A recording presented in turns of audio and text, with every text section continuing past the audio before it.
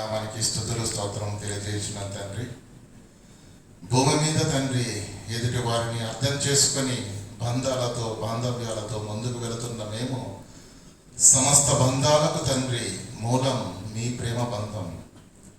అంతటి ఉన్నతమైన వర్ణింప సఖ్యం కాని ప్రేమను మాటల కనపరిచి తండ్రి, సకల విధములైన ఐశ్వర్యములతో తండ్రి ఈ ప్రకృతి వడిలో మమ్మల్ని చల్లగా కాచి కాపాడుతున్నప్పటికీ నీ ప్రేమను గుర్తించలేని అందులుగా ఉన్న మా అందరికీ తండ్రి మనోనేత్రాలు వెలిగింపబడినట్లుగా, ప్రతి లేఖనంలో ఉన్నటువంటి ఆంతర్యాన్ని గ్రహించినట్లుగా మందరి హృదయాలను సిద్ధపరచండి. పరిశుద్ధాత్మ దేవుని సహాయం చేత తండ్రి మేమందరము తండ్రి మీ వైపు తిరుగునట్లుగా తండ్రి అనుకూల వాతావరణాన్ని దయచేసి తండ్రి కృపను అనుగ్రహించాల్సిందిగా వేడుకుంటూ, దీనుడును అల్పునుడైన నేను మీ పక్షాన నిలబడి మాట్లాడబోతుండగా తండ్రి పరిశుద్ధాత్మ దేవుని సాయం చేత నన్ను బలపరిచి తండ్రి ఉన్నతమైన వాక్య పరిచర్య చేత అందరి హృదయాలను ఆదరించవలసిందిగా వేడుకుంటూ క్రీస్తున్నామని ప్రార్థనకు వేడుకుంటున్నాము పరమ తండ్రి, ఆమేన్.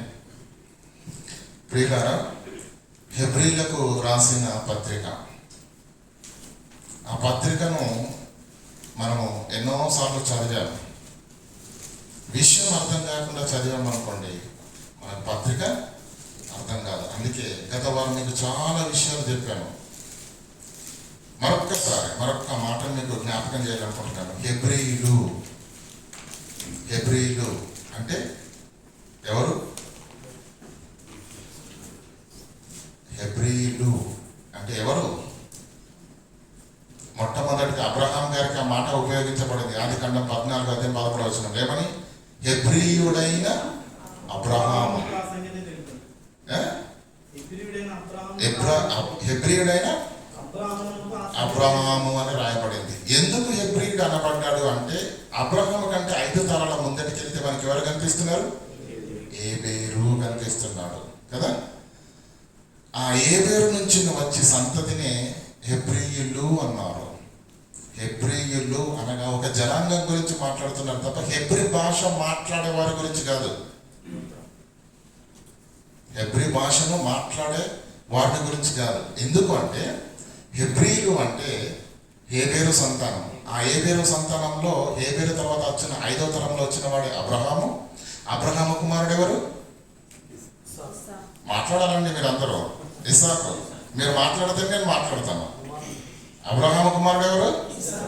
ఇస్సాకు కుమారుడు ఎవరు? యాకోబు. యాకోబుకు పుట్టిన 12 మంది పిల్లలే ఇశ్రాయేలీయులు. అబ్రహాము హెబ్రీయుడు అయినప్పుడు ఇస్సాకు కూడా హెబ్రీయుడు అవుతాడు, యాకోబు కూడా హెబ్రీయుడు అవుతాడు. యాకోబుకు పుట్టిన పిల్లలందరూ హెబ్రీయులు అవుతారు. అంటే ఇశ్రాయేలీలందరూ హెబ్రీయులే. కానీ ఈ ఇశ్రాయేలీలను లేదంటే ఈ హెబ్రీయులను మనము ఆదికాండం నుంచి చదువుకుంటూ వస్తే పిల్లలు అనేక సార్లు వారు దేవుని ఆజ్ఞలను పట్టించుకోక, దేవుని ఆజ్ఞలను తిరస్కరించి తమ ఇష్టానుసారమైన జీవితాలు జీవించినప్పుడు అనేక మార్లు దేవుడు వారిపైన కోపగించుకున్నాడు, వారిని చెదరగొట్టాడు. ఆ దేశంలో ఉండకుండా శ్రమలు రప్పించాడు. అది అధికారుల ద్వారా వచ్చాయి, చక్రవర్తుల ద్వారా వచ్చాయి, రాజుల ద్వారా వచ్చాయి కదా. సంఖ్యలు వేసి బంధించి తీసుకొని పోయారు. నెబుకద్నెజర్ కాలంలో అదే జరిగింది. అంటే ఒకే దేశంలో ఒకే ప్రాంతంలో ఒకనాడున్న ఆ జనాంగము వారు చేసిన అతిక్రమములను బట్టి దేవుడు అనేక సార్లు వారిని దండిస్తూ అక్కడి నుంచి చెదరగొట్టేశాడు. వెళ్ళిపోయారు. ఎక్కడికి వెళ్ళిపోయారు? ఎక్కడ వారికి బ్రతకగలుగుతారో, ఎక్కడ అనుకూలంగా ఉందో ఆయా దేశాలకు చెదిరిపోయారు. మీకు విషయం తెలుసా? యూదులు ఇండియాలో కూడా ఉన్నారు. తెలుసా మీ అందరికీ? ఎంతమంది తెలిసిన విషయం తెలుసమ్మా? మన తెలుగు రాష్ట్రాల్లో కూడా ఉన్నారు యూదులు. యాకోబు సంతానం మన తెలుగు రాష్ట్రాలకు ఎందుకు వచ్చారు? శ్రమలు వచ్చినప్పుడు ప్రాణాలు వారి చేతిలో పెట్టుకొని ఎక్కడ ఏ దేశం కనిపిస్తే ఆ దేశానికి ప్రాణాలు చేతిలో పట్టుకొని వెళ్ళిపోయారు. అక్కడే ఉన్నారు, అక్కడే నివసిస్తున్నది. అది తెలుగు వారి మధ్యకి వచ్చి ఉండొచ్చు, తమిళ వారి మధ్యకి వచ్చి ఉండొచ్చు, కేరళ వాళ్ళ మధ్యకి వెళ్ళి ఉండొచ్చు, గుజరాతీ వాళ్ళ మధ్యకి వెళ్ళి ఉండొచ్చు, జపానీల మధ్యకి వెళ్ళారు, ఫిలిస్తీన్ల మధ్యకి వెళ్ళారు, మొయాబీల అలా అనేక జనాంగంలోకి చల్ల చెదరగొట్టబడ్డారు. ఈ మాట నేను మీకు ఎందుకు చెప్తున్నానంటే, అలా వెళ్ళిన వాళ్ళు, వేరే ప్రాంతాలకు వెళ్ళిన వారు అక్కడున్న భాషను మాట్లాడతారా? మాట్లాడతారు. కానీ వారు తెలుగు మాట్లాడుతున్నప్పటికీ వాళ్ళు యూదులే, వాళ్ళు తెలుగు మాట్లాడుతున్నప్పటికీ వారు ఇశ్రాయేలీలే, వాళ్ళు తెలుగు మాట్లాడుతున్నప్పుడు వారు హెబ్రీయులే. ఎందుకు ఇదంతా మీకు చెప్పాల్సి వచ్చింది అంటే, హెబ్రీయులు అంటే ఒక జనాంగము, ఒక జాతి. ఆ యూదులలో హెబ్రీ భాష మాట్లాడేవారు ఉన్నారు, ఆ హెబ్రీలో గ్రీకు భాష మాట్లాడేవారు ఉన్నారు, ఆ హెబ్రీలో అరమాయిక్ భాష మాట్లాడేవారు ఉన్నారు. ఎందుకు? ఆయా ప్రాంతాలకు చెదిరిపోయారు కనుక, అనేక సంవత్సరాలు పరజనుల మధ్య ఉన్నారు కనుక ఆ భాషను కూడా వారు నేర్చుకున్నారు. హెబ్రీలకు రాసిన పత్రిక అనగానే మీ అందరి ఆలోచన ఏమై ఉండాలంటే, ఏమండి, హెబ్రీలకు అంటే ఏబేరు సంతానం నుంచి వచ్చిన వాళ్ళు. అందులో సమస్య ఎవరికెవరికి? క్రీస్తును నమ్మిన వారికి, క్రీస్తును నమ్మని వారికి. కనుక ఈ పత్రిక ఎవరికి రాయబడింది అని చెప్పాను ఒక మాటలో మీకు, యూద క్రైస్తవులకు, ఏమండి, లేదంటే హెబ్రీ క్రైస్తవులకు రాయబడింది. అర్థమవుతుందండి? ఇది మీకు అర్థం చేసుకోవాలి. ఇది అర్థమైతేనే మనము ముందుకెళ్ళి అలా మరి అవకాశం ఉంటుంది. ప్రారంభ శతాబ్దంలో ముఖ్యంగా యేసుక్రీస్తు వెళ్ళిపోయిన తర్వాత,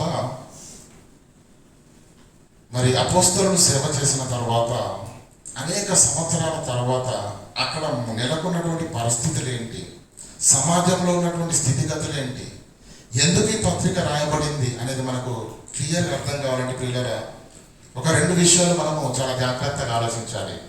సమస్య ఎవరికి మధ్య నేర్చుకున్నాం మన గత వారం? అందరూ యూదులే, అందరూ ఇశ్రాయేలులే.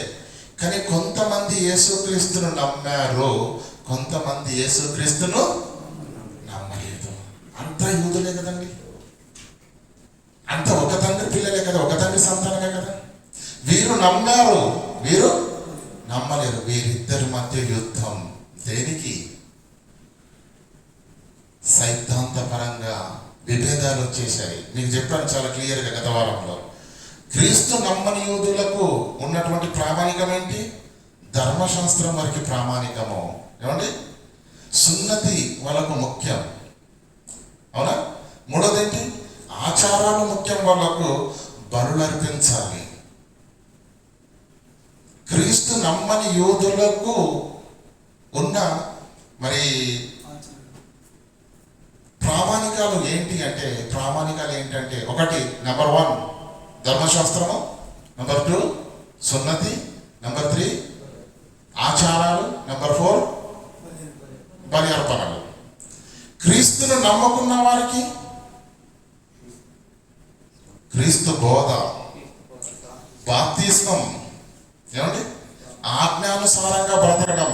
4వది త్యాగాలతో ఈ సత్య సువార్తను అనేకులకు చేరవేయటం. ఇలా చేరవేస్తున్నటువంటి స్థితిలో క్రైస్తవుడైనప్పుడు ఎవడైనా నువ్వు క్రీస్తునందు ఉన్న ఎడల యోధుడని, గ్రీకు దేశస్థుడని, దాసుడని, స్వతంత్రుడని, పేదవాడని, ధనికుడని, ఏమంటే ఏ భేదము, అంతా సమానమే అనేది క్రీస్తు బోధ. అంతా సమానమే అనేది క్రీస్తు బోధ. ధర్మశాస్త్రమే మాకు కావాలి, మేము ధర్మశాస్త్రాన్ని విడిచిపెట్టాం, నాకు మోషేనే ఉండాలి అని క్రీస్తు నమ్మని వారు ఎందుకు దాన్ని పట్టుకొని వేలాడుతున్నారు? అది మనకు అర్థం కావాలి. ముందు అర్థమవుతుందా లేదా? క్రీస్తు బోధన ఏమన్నా తారతమ్యం ఉందండి? చెడేమైనా ఉందండి? అందరూ ఆస్వాదించవచ్చు కదా. కానీ క్రీస్తును నమ్మకుండా ఈ యూదులు ఎందుకున్నారు? ఎందుకు క్రీస్తు యొద్దకు రావట్లేదు? ఎందుకు ధర్మశాస్త్రాన్ని విడిచిపెట్టట్లేదు? కారణం ఏంటి అని ఆలోచన చేయగలిగితే ప్రియులారా, ప్రధాన కారణం ఒకటి ఉంది. అదేంటంటే ధర్మశాస్త్రమే వారికి ఉన్నటువంటి బలం. ఇంకా మీకు క్లియర్ అర్థం కావడానికి ఒక మంచి వచనాన్ని చూసుకుందాం. ఎఫెసీలకు రాసిన పత్రిక 2వ అధ్యాయం 11వ వచనం. క్రీస్తును నమ్మారు యూదులు, ఓకేనా? నమ్మని క్రీస్తును నమ్మని యూదులు ఉన్నారు చూడు, వారు ఎందుకు క్రీస్తును నమ్మలేదు? వారిని ఆటంకపరుస్తున్నది ఏంటి? అది నాకు అర్థం కావాలి. 11వ వచనం, 2వ అధ్యాయం 11వ వచనం. కాబట్టి మునుపు శరీర విషయములలో అన్యజనులయ్యుండి, ఎఫెసీయులకు రాసిన పత్రిక 2వ అధ్యాయము 11వ వచనం. కాబట్టి మునుపు శరీర విషయములలో అన్యజనులై ఉన్నారు మీరు అని ఎఫెసీయులకు పత్రికను రాస్తూ ఏమంటుందంటే, మునుపు శరీర విషయములో మీరు అన్యజనులు. మిగతా వాళ్ళు ఎవరు? దేవుని జనులు కదా. శరీర విషయంలో అన్యజనులుగా ఉన్నటువంటి మీరు శరీరమందు చేతితో చేయబడిన సున్నతి గలవారు అనబడిన వారి చేత సున్నతి లేని వారని అనబడ్డారు. సున్నతి కలిగిన వారు, సున్నతి లేనివారు. సున్నతి అనేసి ఎక్కడ ప్రారంభమైంది? అబ్రహాం దగ్గరనే ప్రారంభమైంది. దేవుడు ఏం చెప్పాడు? మీరు నా జనాంగము అని తరతరాలకు గుర్తుండటానికి ఈ గోప్యాంగ చర్మమును మీరు సున్నతి చేసుకోవాలని దేవుడు పెట్టిన క్రమం. అంటే సున్నతి ఉన్న వాళ్ళంతా ఎవరు? దేవుని పిల్లలుగా. అదొక గుర్తుగా, అది ఆనాడున్నది శరీరంలో. ఈరోజు ఏంటి? బాప్తిస్మం. అర్థమవుతుందా లేదా? ఆ రోజు శరీర సంబంధమైన గుర్తు పెట్టాడు. మీరు దేవుని పిల్లలే, మీరు సంఘ బిడ్డలే అనటానికి గుర్తు ఏంటి? సున్నతి వీరికి ఉంది. సున్నతి లేని వారు ఎవరు? అన్యులు. కింద రాయబడిన మాట చదవండి. ఆ కాలమందు ఇశ్రాయేలుతో సహ పౌరులు కాక ఎవరండి? సున్నతి పొందిన వారితో సున్నతి పొందని వారు సహ పౌరులు కాదు, సమానము కాదు. వీళ్ళు గొప్ప, వీళ్ళు తక్కువ. మీరు పరదేశులు, వాగ్దాన నిబంధన లేని జనులు, వాగ్దాన నిబంధన లేని పరజనులు, నిరీక్షణ లేని వారును, లోకమందు దేవుడు లేని వారునై ఉన్నారు. అర్థమవుతుందండి? సున్నతి పొందిన వారు, సున్నతి పొందని వారు. సున్నతి పొందని వారిని ఏమన్నారు ఆ కాలంలో? మీరు ఇశ్రాయేలీలతో సమానము అను గొప్పవాళ్ళు. మీరు వారికి దేవుడున్నాడు, మీరు దేవుడు లేని ప్రజలు, నిబంధన లేని పరజనులు. అర్థమవుతుందా? నిబంధన లేని పరజనులు, నిరీక్షణ లేదు. లోకమందు అసలు మీకు దేవుడే లేడు. అంటే అమ్మా నాన్న లేనివాడు అనాథలు అన్నట్టు దాని అర్థం మీకు అర్థం కావడం చెప్తున్నాడు అన్నమాట. ఇశ్రాయేలులకు దేవుడి ప్రజలు, వాళ్ళు గొప్పవాళ్ళు, వాళ్ళు ఘనత కలిగినటువంటి వాళ్ళు. ఆ స్థాయి, ఆ హెచ్చు తగ్గులు అనేటివి ధర్మశాస్త్రాన్ని బట్టి, మళ్ళీ క్లియర్గా చెప్తున్నాడు, ధర్మశాస్త్రాన్ని బట్టి హెచ్చు తగ్గులు అనేవి ఆనాడు సమాజంలో కనిపిస్తూ ఉన్నాయి. ఇది చదవండి. మీరు క్రీస్తుకు దూరస్తులై ఉంటారని జ్ఞాపకం చేసుకోండి. అయితే ఆ దూరం ఎలా దగ్గరైంది? ఈ హెచ్చు తగ్గులు ఎలాగ సమానమయ్యాయి అంటే చెప్తున్నాడు కింద, అయినను మెరుపు దూరస్తులైన మీరు ఇప్పుడు క్రీస్తు యేసు రక్తము వలన, క్రీస్తు యేసు రక్తము వలన సమీపస్తులయ్యారు. ఇంకా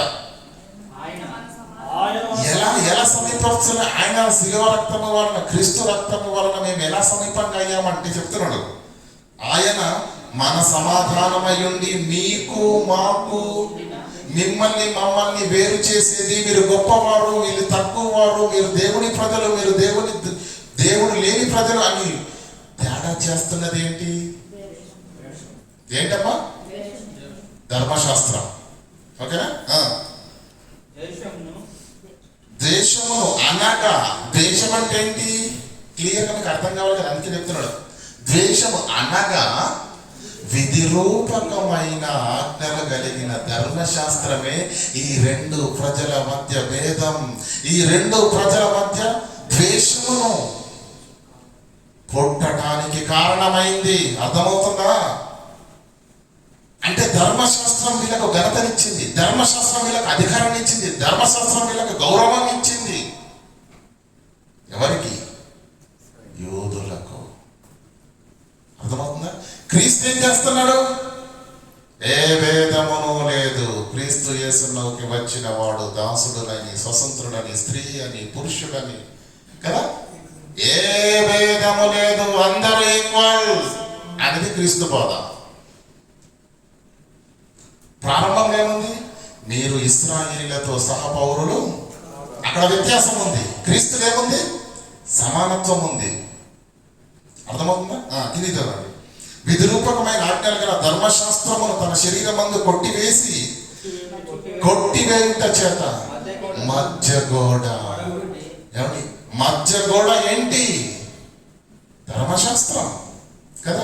సున్నతి పొందిన వారు అని వాళ్ళని చూపిస్తుంది, మనల్ని సున్నతి లేని వారని చూపిస్తుంది. దేవుని ప్రజలని వాళ్ళని చూపిస్తుంది, దేవుడు లేని ప్రజలని మనల్ని చూపిస్తుంది. వాగ్దాన నిబంధనలు కలిగిన జనులు వాళ్ళు అని చూపిస్తుంది, మనల్ని ఏం చూపిస్తుంది? అన్నిలను వాగ్దాన నిబంధనలు లేని పరజనులు, లోకంలో దేవుడు లేని జనులని వేరు చేస్తున్నది ఏంటి? ఆ మధ్య గోడనే.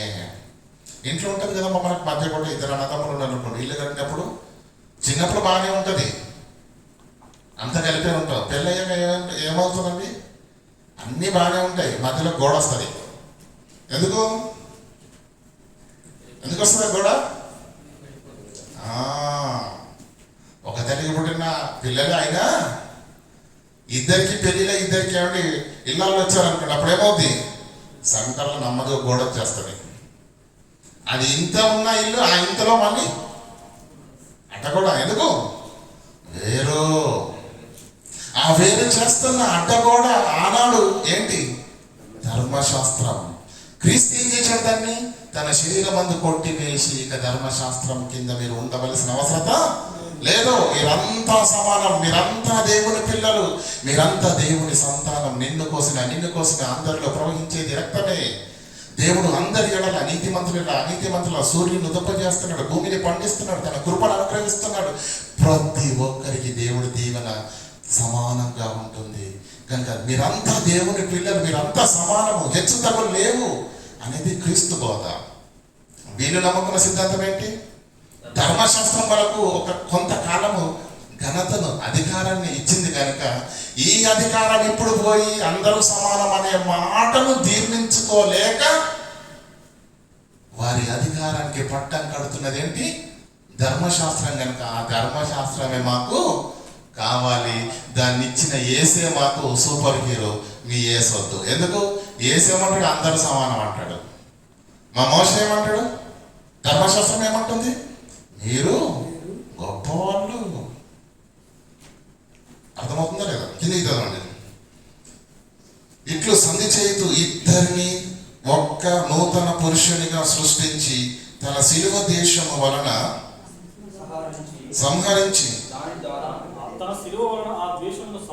తన శిలువ వలన ఆ ద్వేషమును సంహరించి దాని ద్వారా వీరిద్దరిని ఏకం చేసి దేవుడు. అంటే మీరు అర్థం చేసుకోండి, ఒకనాడు సహపౌరులు కాని వాళ్ళు క్రీస్తు వచ్చిన తర్వాత అందరూ సమానం అనేసరికి ఎలా ఉంటుంది చెప్పండి? నీకు అర్థమయ్యే భాషలో చెప్తాను, క్లియర్గా అర్థమవుద్ది. ఈరోజు మన తెలుగు రాష్ట్రాల్లో జరుగుతున్న ప్రతి సంఘటన హెబ్రీ పత్రికకు అర్థం పడుతుంది. ఒకనాడు మేము ఎక్కడి నుంచి వచ్చాం?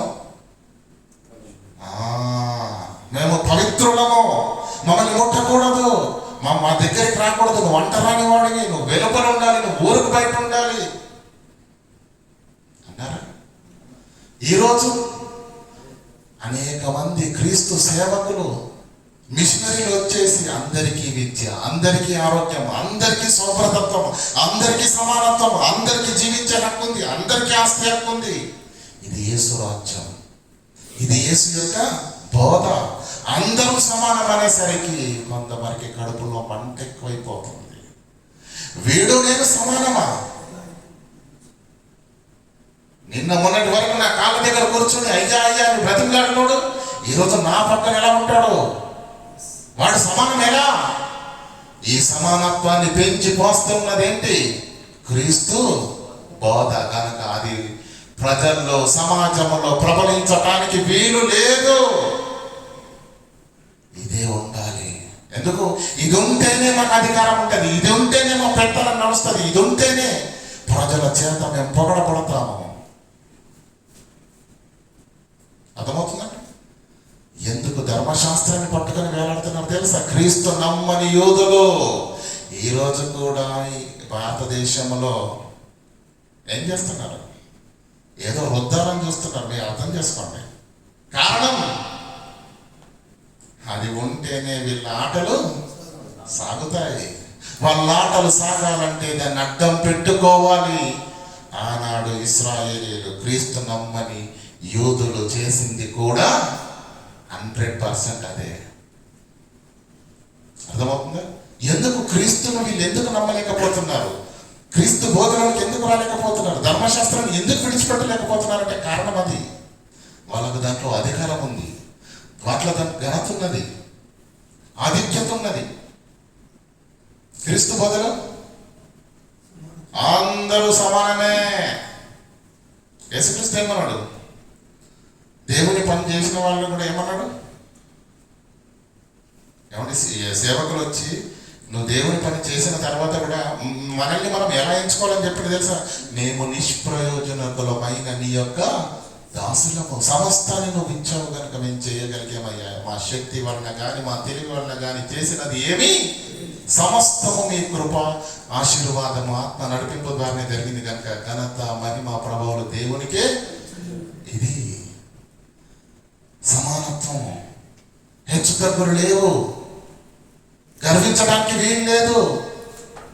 నిష్ప్రయోజనకమైన దాసులమై ఉండాలి. ఇది క్రీస్తు బోధ. ఘనతను వహించిన వాళ్ళు, సింహాసనాల పైన కూర్చున్న వారు, నిలువు టంగులు వేసుకున్న వారు, వీధుల్లో వందనాలు కోరిన వాళ్ళు ఈరోజు వచ్చి సమానం అనేసరికి అందరితో సమానంగా కూర్చుంటారా? అది వాళ్ళు అవుతుందా? జీర్ణించుకోలేరు, జీర్ణించుకోలేరండి, తట్టుకోలేరు. మనిషి నువ్వు మనిషివే, నేను మనిషిని, ఇద్దరం సమానం అంటే ఈరోజు బట్టలు చింపేసుకుంటున్నారు. మనం చూస్తున్నాం కదా. ఆ రోజు కూడా అదే జరిగింది. ఈ రోజు జరిగింది, ఆ రోజు జరగల. ఆ రోజు జరిగింది. హిస్టరీ రిపీట్ అంటారు దీన్ని. ప్రసంగి గ్రంథంలో రాయబడుతుందండి, ముందు జరిగినదే ఇప్పుడు జరుగుతుంది, జరిగిపోయిన దాన్ని దేవుడు మరలా రప్పిస్తాడు. అర్థమవుతుందా లేదా? ఇదంతా మీరు మైండ్లో పెట్టుకోండి. ఇలాంటి సందిగ్ధంలో, ఇలాంటి పరిస్థితుల మధ్య ఉన్న ఈ జనులు, వీరందరూ ఎవరు? ఇశ్రాయేలీయులు, యూదులు, హెబ్రీయులు. అయితే క్రీస్తు నమ్మని వారిని, క్రీస్తు నమ్మిన వారిని నమ్మని వారు అనేక విధాలుగా దాడులు చేస్తా ఉన్నారు, అనేక విధాలుగా దాడులు చేస్తా ఉన్నారు. ఒకసారి చూడండి వాళ్ళ బాధ ఏంటి, వాళ్ళ ప్రాబ్లం ఏంటంటే ఒకసారి రోమీయులకు రాసిన పత్రిక 10వ అధ్యాయము 1వ వచనం చదువుకుందాం.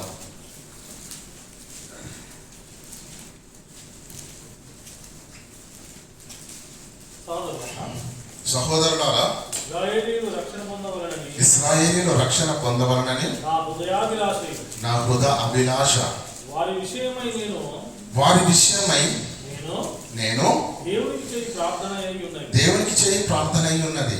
వారు దేవుని యందు ఆసక్తి గలవారని బాగా ఆలోచించండి. ఎందుకంటే హెబ్రీ పత్రికను మనం చదువుతున్నప్పుడు ప్రియులారా, హెబ్రీయులు అంటే ఎవరు? క్రీస్తు నమ్మని వారిపై, నమ్మిన వారిపై నమ్మని వారు చేసిన యుద్ధం. అర్థమవుతుందా లేదా?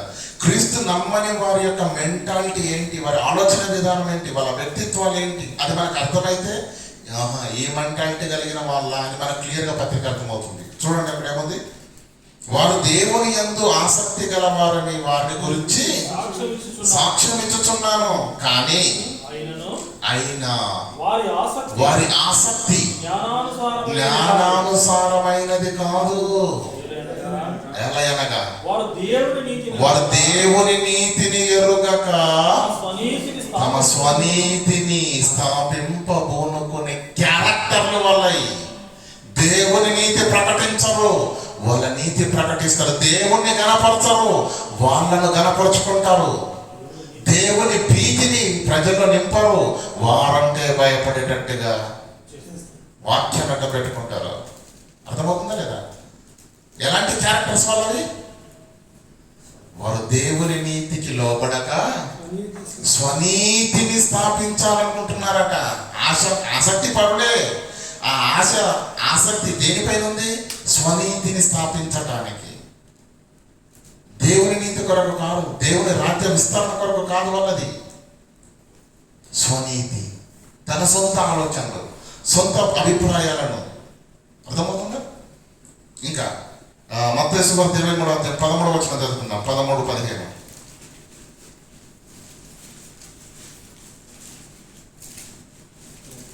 మత్తయి సువార్త 23వ అధ్యాయం 13-15 వచనాలు. అయ్యో వేషధారులైన శాస్త్రులారా, పరిసయ్యులారా, మీరు మనుష్యుల ఎదుట పరలోక రాజ్యము ద్వారమును మూయుదురు, మీరు అందులో ప్రవేశింపరు. ప్రవేశించే వారిని ప్రవేశింపనీయరు. అయ్యో వేషధారులైన శాస్త్రులారా, పరిసయ్యులారా, మీ బాధ ఏంటి? మీ కడుపు నొప్పి ఏంటి? మీ ప్రయాణం ఏంటి అంటే యేసుక్రీస్తు చెప్తున్నాడు, ఒకరిని మీ మతములో కలుపుకోవాలి. అదే మీ ఆలోచన. ఆ మతంలో కలుపుకోవడానికి ఏం చేస్తారంట? మీరు సముద్రమును భూమిని చుట్టి వచ్చేది. అంటే ఎంత పనైనా చేస్తారు, ఎంత దూరమైనా ప్రయాణిస్తారు. ఇంకా మీకు అర్థం కాలని ఎంతటి ఘాతకానికైనా ఒడిగడతారు. కారణం, వాడు రావాలి అంతే మా మతంలోకి. అయ్యో వేషధారులైన శాస్త్రులారా, పరిసయ్యులారా, ఒకరిని మీ మతంలో కలుపుకోవడానికి మీరు సముద్రమును భూమిని చుట్టి వచ్చేది. ఇలాంటి ఆలోచనతో ఉన్నవారు ఎదుటి వారిని తమ మతంలోకి రాబట్టడానికి, గతవారు చెప్పారు కదా, సామ వేద దాన దండోపాయాలు సౌమ్యంగా మాట్లాడతారు. తర్వాత వివరించి చెబుతారు. ఆ తర్వాత బహుమానాలు ఇస్తారు. ఆ తర్వాత ఇక పని కావట్లేదు అన్నప్పుడు ఏం చేస్తారు? చిత్త కొడతారు. ఈ బాధలన్నిటికీ తట్టుకోలేక తానలేక అప్పుడు ఏం చేస్తాడు వాడు? వీరి యొద్దకు వచ్చేస్తాడు. రాజకీయ నాయకులు ప్రయోగించే అస్త్రాలు ఇవే. ఎదుటి వాడి దగ్గరికి వెళ్ళరు, మాట్లాడరు. వాడంతటా వాడే మన యుద్ధకు వచ్చేటట్టుగా ఎక్కడ నొక్కాలన్న అక్కడ నొక్కుతారు. స్విచ్. అర్థమవుతుందా లేదా? కనుక ఇలాంటి వ్యక్తిత్వాలు కలిగినటువంటి వాళ్ళు క్రీస్తు నమ్మని యూదులు, క్రీస్తు నమ్మని హెబ్రీలు, ఇలాంటి వ్యక్తిత్వాలతో ఉన్న వాళ్ళు క్రీస్తును నమ్ముకున్నవారు. స్వచ్ఛమర్థమైంది వాళ్ళకు. క్రీస్తే రక్షణ కలగజేస్తాడని అర్థమైంది కనుక వాళ్ళు ఒప్పుకున్నారు, వారు అర్థం చేసుకున్నారు. అర్థం చేసుకుని నిజమైన లోకరక్షకుడు క్రీస్తే అని క్రీస్తు నామంలో బాప్తిసం తీసుకుని సంఘములోకి వచ్చి క్రీస్తు బోధను అనుసరించు వారు విశ్వాస జీవితాన్ని కొనసాగిస్తున్నప్పుడు ఇక వారిపైన విరుచుకుపడ్డారు. వారిపైన విరుచుకుపడ్డారు. ముఖ్యంగా 5 ప్రాముఖ్యమైన కారణాలు. చాలా కారణాలు ఉన్నవి కానీ ప్రతిదాన్ని మనం చరిత్రలోకి వెళ్ళి తీసుకోలేము కనుక ప్రాముఖ్యమైన ఒక 5 కారణాలు మాత్రమే ముందు పెడతాను. ఈ క్రీస్తు నమ్మని వారు, క్రీస్తు నమ్మిన వారిని ఎన్ని శ్రమలు పెట్టారు, ఎంత ఉసురు పోసుకున్నారు, ఎన్ని నిందల పాలు చేశారు, ఎన్ని హింసలు కలగజేశారు. అది మీకు అర్థమైతే వాటన్నింటికి తట్టుకోలేక ఇక ఏం చేయాలి అని వాళ్ళు ఆలోచనలో సందిగ్ధంలో పడినప్పుడు తిరిగి ఆ యూదా మతంలోనికి వెళితే తప్ప వాళ్ళు భూమి మీద బ్రతికి బట్ట కట్టి 3 పూటల ఆహారం తిని ప్రశాంతంగా పడుకునే స్థితి లేదు. కనుక ఇవన్నిటికంటే ముందు అక్కడికి వెళ్ళింది బెటర్ అనుకో అని చెప్పేసి కొంతమంది వెళ్ళిపోయారు. ఆల్రెడీ అనేకులు వెళ్ళనే ఉన్నారు. ఆ సందర్భంలో రాస్తున్నదే ఈ హెబ్రీలకు రాసిన పత్రిక. కనుక ప్రాముఖ్యమైనటువంటి 5 కారణాలు చెప్తారు. దాంట్లో మొదటిది బహిష్కరణ. చూడండి, యోహాను సువార్త 9వ అధ్యాయము 19వ వచనం. అర్థమవుతుందమ్మా? క్రీస్తును నమ్మని యోధులు, క్రీస్తును నమ్మిన యోధులపై ఉక్కు పాదం మోపి వారిని అనేక శ్రమల పాలు చేశారు. అందులో 5 ప్రాముఖ్యమైనవి ముందు చెప్తున్నాను. యోహాను సువార్త 9వ అధ్యాయం 19వ వచనం. యోహాను సువార్త మీరు ఎక్కడ చదువుతున్నారు? 9వ అధ్యాయం 19వ వచనం అమ్మా. గుడ్డివాడై పుట్టెనని మీరు చెప్పే ఈ కుమారుడు మీరేనా? మీకు అందరికీ తెలుసు కదండి, ఈ సందర్భాలు మీరు బాగా చదువుతారు, స్వస్థతల గురించి, విసూచక్రియల గురించి. యేసుక్రీస్తు ఒక గుడ్డివాడికి ఏం చేశాడు? చూపునిచ్చాడు. చూపునిచ్చినప్పుడు వాళ్ళందరూ ఆ సూచక్రియ ఆ ప్రాంతం అంతా విస్తరించిపోయింది. ఎవరి కళ్ళ ముందు కనిపిస్తున్న పుట్టి గుడ్డివాడిగా ఉన్నవాడు చూపు పొంది స్పష్టంగా వాడు చూస్తూ సాక్షాత్తు కనిపిస్తున్న కొంతమంది యూదులకు అది మింగుడుపోవట్లేదు, జీర్ణించుకోలేకపోతున్నారు. వాడిని పట్టుకొని వచ్చి తల్లిదండ్రుల ముందే నిలబెట్టి, అమ్మా వీడు మీ కుమారుడైనా ఫస్ట్ అది చెప్పండి. వీడు గుడ్డివాడిగా ఉన్నాడా ప్రారంభం నుంచి? లేదంటే మీకు కవల పిల్లలకి ఉన్నారా? మేము వాడిని చూసి వీడు అనుకుంటున్నామేమో. మాకు క్లారిటీ కావాలి, చెప్పండి. అంతే కదండి. వాడిని తీసుకొని వచ్చి తల్లిదండ్రుల ముందు నిలబెట్టి వీడైనా మీ కుమారుడు అన్నాడంటే అర్థం ఏంటి? ఒక్కడే ఉన్నాడా? కవల పిల్లలు పుట్టాడా? ఉన్నాడా ఇంకోడు? లేదు. క్లారిటీ తీసుకుంటున్నారు.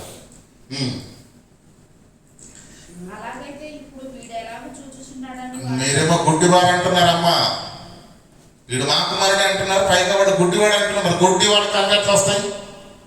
ఎలాగో చూస్తున్నాడు చెప్పండి. అందుకు వాని తల్లిదండ్రులు వీడు మా కుమారుడు, వీడు గుడ్డివాడిగా పుట్టాడని మేము ఎరుగుతాము. అది నిజమే, అది వాస్తవమే. కానీ ఇప్పుడు వీడు ఎలాగో చూస్తున్నాడో మేము ఎరగము. ఎవరు వీని కన్నులు తెరిచిన అది మేము ఎరగము. వీడు వయసు వచ్చిన వాడు పసిబాలుడు అయితే కాదు గనక, వయసు వచ్చిన వాడు కనుక మీరు అడిగే ప్రశ్న వాడికి అర్థమవుతుంది, నోరు తెరిచి మాట్లాడతారు. మీరు వాడిని అడగండి.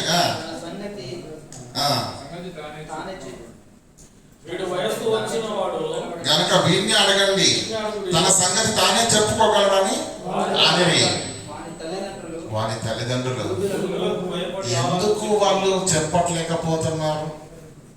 నా కుమారుడిని నజరేయుడైన యేసు స్వస్థపరిచాడు, అతనికి చూపును అనుగ్రహించాడు అని ఎందుకు చెప్పలేకపోతున్నారు? మేలు పొంది కూడా ఆయన నాకు సహాయం చేశాడు, నా కుమారుని యొక్క కళ్ళు తెరిచాడు, అతని జీవితంలో వెలుగును ప్రసాదించడానికి ఎందుకు చెప్పలేకపోతున్నారు యూదులు? కారణం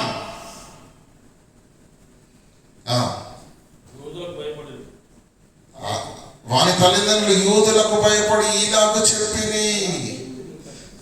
ఎందుకంటే ఆయన క్రీస్తు అని ఎవరైనా ఒప్పుకుంటే వాని సమాజములో నుంచి వెలివేయాలి అని నిర్ణయం తీసుకున్నారంట వాళ్ళు. యూదులంతా ఏం చేస్తున్నారంట? ఈరోజు మీ కళ్ళకి కనిపిస్తుందమ్మా అలాంటిది. ఏమండి, అనేక గ్రామాల్లో ఏమండి క్రీస్తుని నమ్ముకున్న 1-2 కుటుంబాలు ఉంటాయి.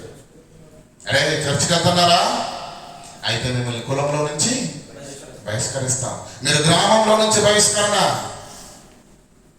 ఈ సంఘానికి కాకుండా మరో సంఘానికి వెళితే చచ్చిన తర్వాత నీ శవం ఇక్కడ పాతి పెట్టడానికి వీలు లేదు. ఏమంటే శవాలకు కూడా ఒక స్థలం ఉంటుంది. గ్రామ భాషలో మాట్లాడుతున్నాను, అర్థమవుతుందా లేదా? మీరు ఈ సంఘానికి వస్తేనే మీరు చచ్చిన తర్వాత మీ కుటుంబంలో ఉన్న శవాలు అక్కడ పాతి పడతాయి. లేదంటే ఏం చేస్తారు తెలుసా? మీరు చచ్చిన తర్వాత అక్కడికి వచ్చేస్తారు. వీడు ఈ సంఘానికి వచ్చిన వాడు కాదు కనుక ఇక్కడ వీడు శవం పెట్టడానికి వీలు. ఎక్కడికి తీసుకెళ్తాం? ఏం చేస్తారు చెప్పండి?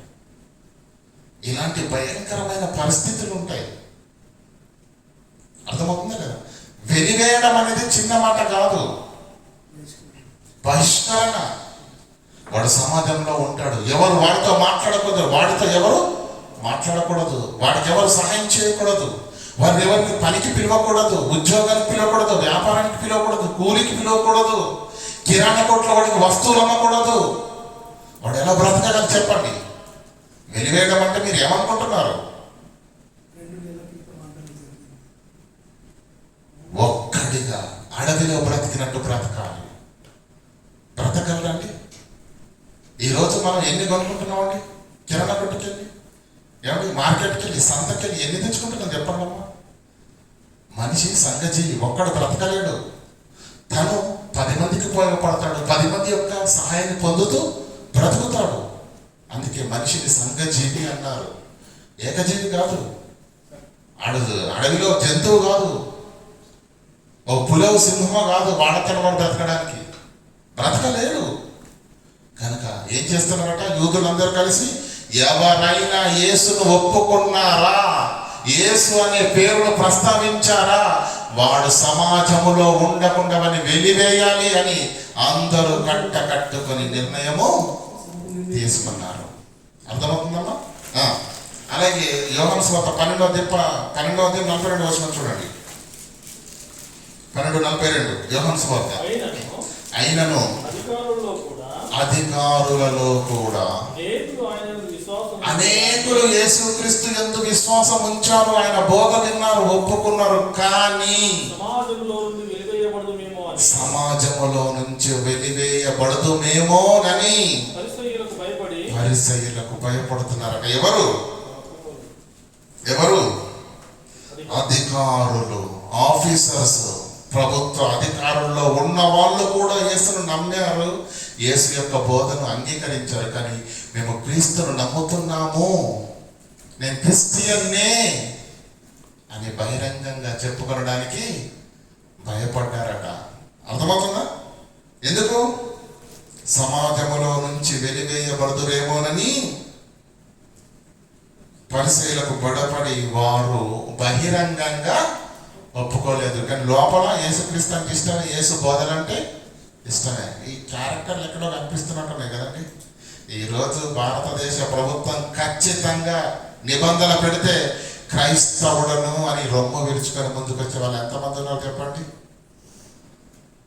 కష్టం. లోపలనేమో క్రీస్తు కావాలి, బయటకు మాత్రం మీకు అర్థం చేసుకోవాలి ప్రియులారా. ఈరోజు మన సమాజంలో, మన భారతదేశంలో నెలకొన్న పరిస్థితులు చూడండి. క్రైస్తవుల పైన ఉక్కుపాదాన్ని పెడుతున్నారు. క్రైస్తవుడిగా చెప్పుకునే పరిస్థితులు లేవు, బహిరంగంగా ఒప్పుకునే పరిస్థితులు లేవు. ఉద్యోగం చేస్తున్న దగ్గర కానివ్వండి, చదువుకునే వారి దగ్గర కానివ్వండి, యేసుక్రీస్తును నమ్ముకుంటే అవహేళన చేస్తున్నారు. మానవాధికల దేవుడు అని అంటున్నారు, అంటరాని వాడు అంటున్నారు, తెల్లవాళ్ళ దేవుడు మొక్కుకున్నాడని హేళన చేస్తున్నాడు, దూషణ చేస్తున్నారు. ఎంతో మంది యువకులు ఆ మాటలను, ఆ సూటిపోటు మాటలను తట్టుకోలేక హృదయం కకావికలమై ఉరిపోసుకున్న వాళ్ళు కూడా ఈరోజు కళాశాలలో విద్యార్థుల్లో మనకు కనిపిస్తూ ఉన్నారు. అర్థమవుతుందా కదా? బహిరంగంగా యోధులకు భయపడి అధికారులు కూడా క్రీస్తు వాక్యాన్ని ఒప్పుకున్నారట. కానీ ఒప్పుకొనడానికి మాత్రం ఏం చేస్తున్నారట? యోధులకు భయపడి సమాజంలో నుంచి వెలివేస్తారంటే అధికారులను కూడా వెలివేస్తారా? అంటే ఎంత పటిష్టంగా ఉన్నారో మీరు ఆలోచించండి. ఎంత పటిష్టంగా ఉన్నారో ఆలోచించండి. యోహాను సువార్త 7:10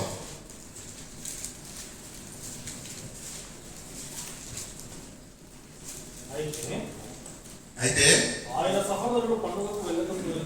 సహోదరులు పండుగకు వెళ్ళకపోయారు కనుక వెళ్ళిపోయిన తర్వాత ఆయన కూడా బహిరంగంగా వెళ్ళక రహస్యముగా వెళ్ళాను. పండుగలో యూదులు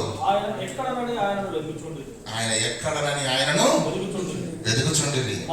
మరియు జన సమూహములో గొప్ప సనుగు పుట్టిందంట.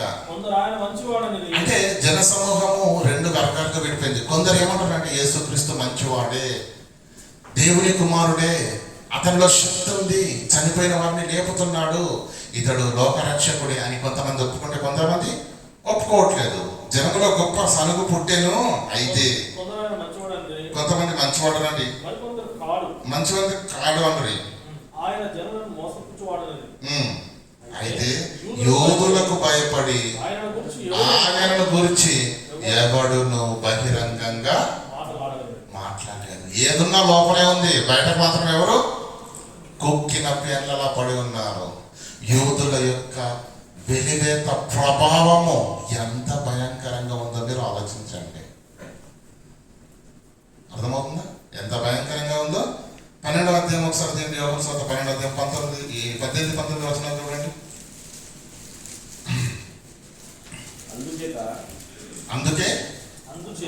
అందుచేత ఆయన ఆ సూచక్రియ చేసెనని జనులు విని ఆయనను ఎదుర్కొనబోయిరి. కావున పరిసయ్యులు ఒకరితో ఒకరు మన ప్రయత్నం ఎట్లు నిష్ప్రయోజనమైపోయినావో చూడండి. యేసుక్రీస్తు యొక్క ఖ్యాతి, దేవుని సువార్త ప్రకటింపబడుతూ సమస్త మానవాళిని దేవుని పిల్లలుగా ఎవరి చేసే ఒక అద్భుతమైనటువంటి ప్రక్రియ ఈ సువార్త కదండి. రంగు తారతమ్య మత కుల భేదము లేకుండా అందరూ మీరు దేవుని పిల్లలే, అందరూ దేవునికి కావలసిన వారే అని హత్తుకునేది క్రీస్తు యొక్క సువార్త. అంతేనా కదా? ఆ సువార్త ప్రకటింపబడుతున్నప్పుడు అనేకులు యేసుక్రీస్తుని ఎదుర్కొనడానికి వస్తే వీళ్ళు ఏమంటున్నారట? చూడండి. కావున పరిసయ్యులు ఒకరితో ఒకరు మన ప్రయత్నాలన్నీ ఎట్లు నిష్ప్రయోజనమైపోతున్నాయి, లోకమంతా ఆయన వెంట వెళ్ళిపోతుంది, మన ఇంటి వాళ్ళు ఉండలేరు. అర్థమవుతుంది? మన ఇంటి ఎవరు ఉండట్లేరు. అంతే. అలా బాధ ఏంటి? స్వనీతి, దేవుని నీతిని నెరవేర్చాలన్నది కాదు వాళ్ళ ఆలోచన, వాళ్ళ ఆశ, వాళ్ళ ఆసక్తి. స్వనీతిని స్థాపింపాలి, స్వనీతి ప్రకారంగా నడిపించాలి. స్వనీతి నడిపించాలంటే, స్వనీతి ప్రకారంగా జరగాలి అంటే, వాళ్ళ అధికారము చెల్లమని కావాలి అంటే ఏం కావాలి? వాళ్ళకు ధర్మశాస్త్రం కావాలి, యూద మతమే కావాలి, యూద మతమే కావాలి ప్రియులారా. కనుక ఇది బహిష్కరణ, వెలివేత. ఈ రోజుల్లో కూడా మీరు మాటలు వింటున్నారు లేదా? ఏమంటే ఎప్పుడో పుస్తకాల్లో జరిగిందండి అంటే చాలా మందికి ఇంతకాలం మనం అనుకునే వాళ్ళం. కానీ ఈ రోజుల్లో ఏం జరిగిందో తెలుసా?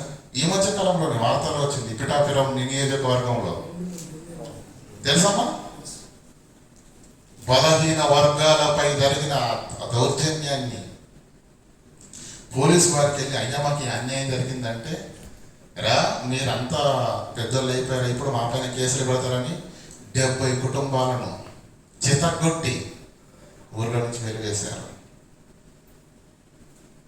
వెలివేయడం.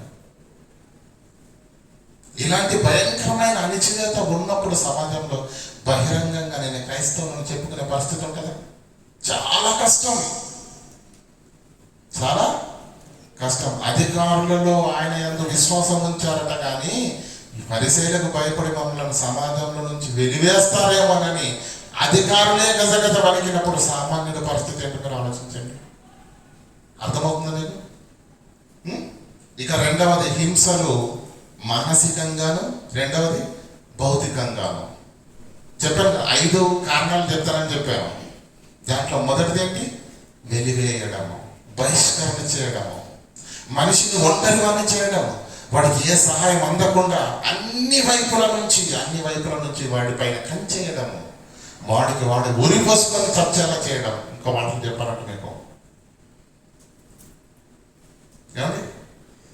రెండవది ఏంటి? హింసలు మానసికంగాను భౌతికంగాను దాడులకు దిగబడ్డారు. ఈరోజు దిగుతున్నారు లేదా? తెలుగు రాష్ట్రాల్లో మీరు చూడండి, ధర్మం పేరిట ఈరోజు క్రైస్తవుల పైన విచక్షణను కోల్పోయి, నిన్నటి వరకు అన్న తమ్ముడు అన్న ప్రేమను రాగలతో ఉన్న పచ్చని పల్లెటూళ్ళల్లో కూడా ఈ యొక్క మత విద్వేషపు జ్వాలలు రెగలి ప్రియులాడ. ఈరోజు అనేకులు కిరాతకంగా కొట్లాట్లు, తలలు పగలగొట్టడాలు, చంపేయడాలు జరుగుతున్నావా లేదా? ఇంతటి విషయము లోపల ఉన్నప్పుడు భౌతిక దాడి చేయడం అనేది పెద్ద విషయము కాదు.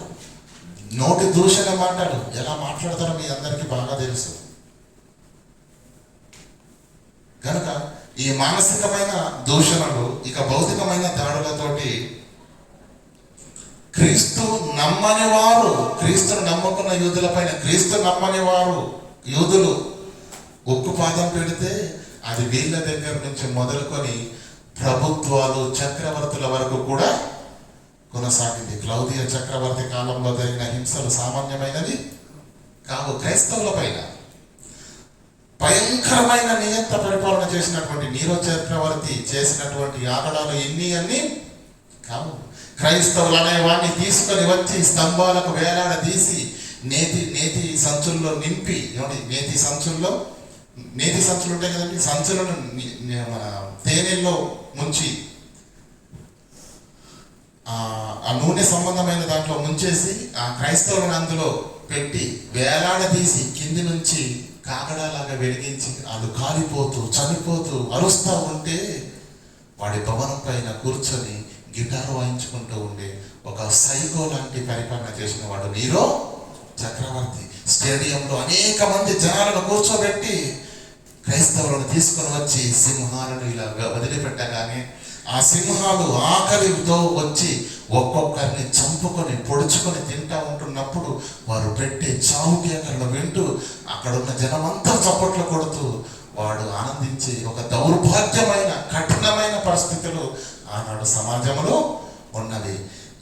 క్రీస్తు నమ్మని యూదులు పెట్టే వేదనలు ఒకవైపు, ప్రభుత్వాలు, చక్రవర్తులు పెట్టే భయంకరమైన శ్రమలు ఇంకోవైపు.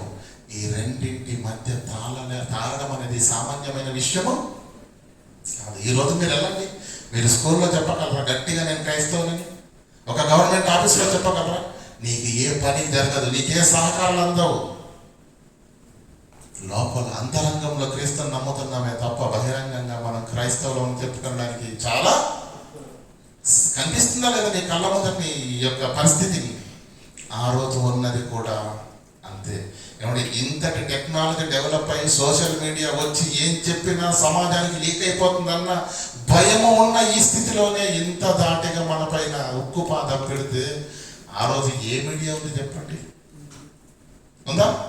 ఆ రోజు పరిస్థితి ఇంకెంత కఠినంగా ఉంటుందో మీరు ఆలోచించండి. కనుక శ్రమలు, హింసలు మానసికంగా కానీ భౌతికంగా కానీ ఇటు క్రీస్తు నమ్మని యూదుల దగ్గర నుంచి మొదలు పెడితే ప్రభుత్వాలు, చక్రవర్తుల దగ్గర వరకు ఈ క్రీస్తును నమ్ముకున్న యూదుల పైన ఉక్కుపాదం పెట్టి అణిచివేయడం అనేది జరిగింది. ఎంతో మంది, కొన్ని లక్షల మంది క్రైస్తవులను ఊచకోత కోచారు. ఊచకోత అనేక రోజు అదే పని. స్టేడియంలోకి జనాలను పోగేయడము, క్రైస్తవులను తీసుకొచ్చి విడిచిపెట్టి మన సింహాలను వదిలేయడం. ఆ సింహాలు వారిని ఆకలితో వేటాడి వేటాడి వేటాడి చంపుకొని తింటూ ఉంటున్నప్పుడు ఆ జనాలు అంతా చూసి ఏంటి భయంకరమైన పరిస్థితులు, ఏంటి అణిచివేత, ఒక రాజ్యం, ఒక అధికారి, ఒక ప్రభుత్వమే క్రైస్తవ్యాన్ని తుడిచిపెట్టాలనుకున్నప్పుడు ఆ శ్రమలు అన్నీ కావు ప్రియులారా. అలాంటి శ్రమలు పొందుతున్న తరుణంలో రాయబడింది ఈ యొక్క హెబ్రీలకు రాసిన పత్రిక. ఇక మూడోది ఏంటంటే ప్రియులారా, క్రీస్తును గురించినటువంటి, అంటే క్రీస్తును గురించి, ముఖ్యంగా క్రీస్తు చెప్పిన రెండవ రాకడను గురించి ఆ రోజుల్లో చెలరేగినటువంటి హేళన ఇంత అంతా కాదు. మీ క్రీస్తు ఏమన్నాడు? వెళుతూ నేను వెళ్ళి మరలా వచ్చి మీ అందరినీ తీసుకొని వెళ్తాను అన్నాడు. ఏడయ్యా మీ ఏసేటి? అసలు ఉన్నాడా? ఉంటే వస్తాడా? ఉన్నాడా? చచ్చాడా? నేను వస్తానని చెప్పాడు. ఏమాయని యేసు? 2 పేతురు 3వ అధ్యాయం 3వ వచనం.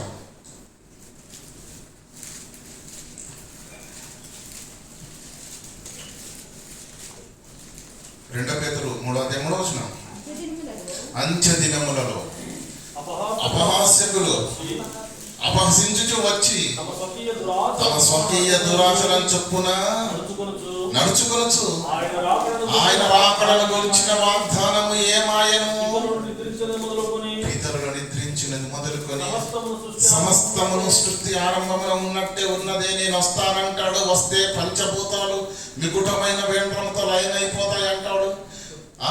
సో ఆకాశంలోని శక్తులు కదిలించబడతాయి అంటాడు. ఎన్ని కథలు చెప్పాడు అయ్యా మీ యేసుక్రీస్తు. ఏడి పోనీ ఇన్ని శ్రమలు నీకు కలుగుతున్నాయి కదా, ఇటు ప్రభుత్వం కానీ ఇటు క్రీస్తును నమ్ముకొని నమ్మకాలని యూదులు మీ పైన ఇంత విరుచుకుపడుతున్నారు కదా, క్రైస్తవ్యాన్ని ఊచకొతకు వస్తున్నారు. ఏడయ్యా మీ దేవుడు? కాపాడడే, రాడే, లేడే అని క్రీస్తు ముఖ్యంగా రెండవ రాకడ పైన అసలు ఆయన ఉన్నాడా, వస్తాడా అని వీరు వేస్తున్న ప్రశ్నలకు, అక్కడ జరుగుతున్నటువంటి హింసలకు, దాడులకు ఈ విశ్వాసంలో కూడా నెమ్మదిగా ప్రశ్న అనేది ప్రారంభం అయింది. నిజమే కదా? ఎందుకు వారి లోపల ప్రశ్న ప్రారంభమైందంటే ప్రియరా, వారందరూ ఎవరని చెప్పారు మీకు? హెబ్రీలు, ఇశ్రాయేలీలు. ఇశ్రాయేలీలకు హెబ్రీలకు మొదటి నుంచి ఎవరితో పరిచయం ఉంది? ప్రవక్తలతోటి పరిచయం బాగా ఉంది. మీరు చదవండి, మీరు బైబిల్ చదివే వాళ్ళు అయితే నేను మాట్లాడే మాట మీకు అర్థమవుతుంది. ఎక్కడ ఏ తప్పు జరిగినా దేవుడు ఎక్కడి ప్రవక్తను పంపిస్తాడు. దావీదు ఏం చేశాడు? తనకున్న అధికార బలంతో దుర్వినియోగంగా బెత్షెబా భార్యను తప్పు చేసి అతన్ని తెలివిగా సైన్యంలోకి పంపించి చంపేశాడు. చేతికి మట్టంటకుండా క్లియర్గా బయటపడ్డాను అనుకున్నాడు. దేవుడే కోరుకుంటాడా? నాతాను ఎల్లో ఎల్లో ఏం చెప్పాడు? అయ్యా, ఒకడికి 100 గొర్రెలు ఉన్నవి, ఓకేనా? ఒకడికి ఒకటే గొర్రె ఉన్నది. ఈ 100 గొర్రెలు ఉన్నవాడు ఏం చేశాడంటే ఒక్క గొర్రె ఉన్నవాడిని, ఆ గొర్రెని తీసుకుని చంపి తినేశాడు. ఇది న్యాయమా అన్యాయమా అని అడిగాడు నాతాను ప్రవక్త. అప్పుడు ఏం చేశాడు దావీదు? సింహాసనం పైన కూర్చుని రౌద్రుడై అట్టి నేరము చేసిన వాడు మరణమునకు పాత్రుడు. ఎవడవాడి పేరు చెప్పు, ఏం చేస్తావు? ఎవడవాడి పేరు చెప్పు, చిత్త కొట్టేస్తానన్నాడు. అప్పుడు ఏమన్నాడు నాతాను? ఆ నేరస్తుడవు నువ్వే. ఎవరికి తెలియలేదని చెప్పేసి మనుషులకు కనపడకుండా రక్తాన్ని ఒలికించి నీవు ఎవరికి కనిపించకుండా జాగ్రత్తగా మేనేజ్ చేశాను అనుకుంటున్నావా? దావీదు, దేవుని వాక్యం నీ వద్దకు వచ్చింది. కబడ్దార్, నీ ఇంట్లోనే ప్రారంభమైంది ఇక నుంచి. ఇది ఏ నేరం చేసి దేవుని నామానికి అపకీర్తిని కలిగించావో ఇక నుంచి నీ ప్రాణాన్ని తీయడానికి నీ గర్భాన పుట్టిన వాడు నిన్ను తరుముతాడు. రాజుల గ్రంథాన్ని మీరు చదవండి. ఎక్కడ చిన్న జరిగిందా అని ఏమంటే సౌలు తప్పు చేశాడు, ఊరుకున్నాడా? సమయంలో వచ్చేసాడు. ఏం చేశాడు? నువ్వు యెహోవా మాట వినక దోపుడు సొమ్ము మీద ఎందుకు ఎగబడితివి? తప్పు చేయగానే వెంటనే ప్రవక్తలు వచ్చేసి గద్దించడం అనేది ప్రారంభం నుంచి ఇశ్రాయేలులకు తెలిసిన విధానం, అవునా కదా? ఏలియా ఏమండి ఆహాజు రాజు కదా, మనకు తెలుసు కదా ఆహాజు. ఆ రాజు తప్పు చేసినప్పుడు కూడా ఏంటి, ఒక పేదవాడి యొక్క ద్రాక్ష తోట ఉంటుంది, నాబోతు యొక్క ద్రాక్ష తోటను ఏం చేస్తాడు? యెజ్బేలు ఏం చేస్తుంది? మంచి ఏంటి ప్లాన్ ఇస్తుంది. నాబోతు దగ్గరికి వెళ్ళి ఈ తోటనే కావాలరా అంటే నేను ఏమన్నాడు? ఇది నా పితరుల యొక్క ఆస్తి, నేను ఇవ్వను అన్నాడు. ఇస్తాను అన్నప్పుడు మరి రాజు కదా, కోట్ల వస్తుంది, ఎన్నో ఎకరాల భూమి ఉంది. ఆ ఉన్న చిన్న ఎకరం భూమిలో వాడి భూమి పైన కన్నెందుకు? వాడు ఇయ్యనన్నాడు. ఊరుకోవచ్చు కదా. ఈడు మూతి మూసుకొని కూర్చుంటే ఈవిడ ఏం చేసిందట? హితోపదేశం చేసిందట. నువ్వు రాజువు కాదా? నీ చేతిలో రాజ్యాధికారం లేదా? నువ్వు వెళ్ళి శుభ్రంగా భోజనం చేసి పడుకో, నేనున్న కథానాయకురాలు, నేను నడిపిస్తానని చెప్పేసి ఏం చేసింది? స్కెచ్ చేసింది. దొంగ సాక్షులు నిలబెట్టి అతని పైన దొంగ సాక్ష్యం చెప్పించి ప్రజల చేత రాళ్ళతో కొట్టి తిప్షీయుడైన ఏలియా బయలుదేరి వచ్చి ఏం చేశాడు? నువ్వు ఏ రక్తాన్ని అయితే నాబోతు రక్తాన్ని చిందించి కుక్కలు నాకినట్టు చేసావో అదే గతి పడుతుంది నీకు కూడా. నీ రక్తం కూడా కుక్కలు నాకుతాయి అని చెప్పాడు. ఇక్కడ జరిగింది తిప్షీయుడైన ఏలియాకి ఏం తెలుసు? అంటే దేవుడు ఇశ్రాయేలీల మధ్య జరిగించిన కార్యాలు అన్ని వాళ్ళకు బాగా తెలుసు. ఎప్పుడు ఏం జరిగినా దేవుడు వెంటనే ప్రవక్తను పంపిస్తాడు. ఆ యొక్క సమాధానము ప్రవక్త ద్వారానే వస్తుంది మాకు. కానీ ఇప్పుడు ఏం జరుగుతుంది? సమాధానము లేదు. దేవుడు ఎందుకు సైలెంట్ అయిపోయాడు? ఎందుకు దీన్నంతా చూస్తూ దేవుడు ఊరుకుంటున్నాడు? దేవుడు ఎందుకు సైలెంట్ అయిపోయాడు? ఇది పెద్ద ప్రశ్న అయిపోయింది వాళ్ళకు. అందుకే హెబ్రీయులకు రాసిన పత్రికలో ఏమని రాయబడదో తెలుసా? దేవుడు ఎందుకు మాట్లాడలేదు, దేవుడు ఎందుకు పలకరించట్లేదు, ఎందుకు మౌనంగా ఉండిపోయాడనే ఆలోచనలోకి వెళ్ళిపోయిన వాళ్లకు ఏం రాశాడు తెలుసా? పూర్వకాలమందు నానా సమయములలో నానా విధములుగా మీ ప్రవక్తల ద్వారా మాటలాడిన దేవుడు ఈ యుగముల అంతమందు తన కుమారుని ద్వారా మాటలాడుచున్నాడు. మౌనంగా ఉండే దేవుడు కాదు నీ దేవుడు. అది అర్థం కావడానికి ఆ పద ప్రయోగము జరిగింది. మౌనంగా ఉంటాడని మీరు అనుకోకండి, మాట్లాడుతూనే ఉన్నాడు దేవుడు. దేవుడు మాట్లాడుతూనే ఉన్నాడు. గనుక ప్రియులారా, క్రీస్తు రెండవ రాకడ గురించి అవహేళన చేసినప్పుడు వారు చేస్తున్నటువంటి భాషా విధానాన్ని బట్టి కావచ్చు, వీరు వేస్తున్న ప్రశ్నలను బట్టి కావచ్చు, చేస్తున్న అవహేళన బట్టి కావచ్చు, వాళ్ళలో కూడా నెమ్మదిగా ఏమండి అనుమానం అనేది సామాన్యమైనది కాదు. అనుమానం అనేది అది మహావృక్షంగా మారుతుంది.